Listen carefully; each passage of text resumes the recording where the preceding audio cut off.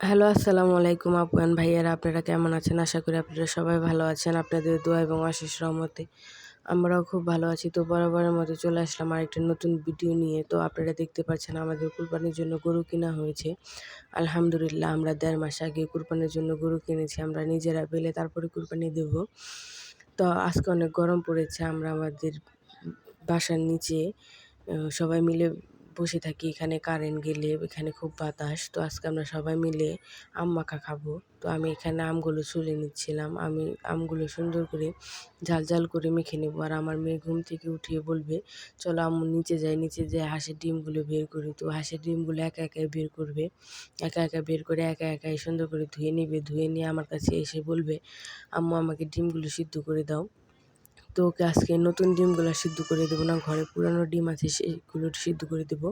আরও হচ্ছে ডিমের সাদা অংশ খায়, কুসুম খায় না। তো আমাদের ভিডিওটি এতক্ষণ দেখার জন্য ধন্যবাদ। সবাই ভালো থাকবেন, সুস্থ থাকবেন। আল্লাহ হাফেজ।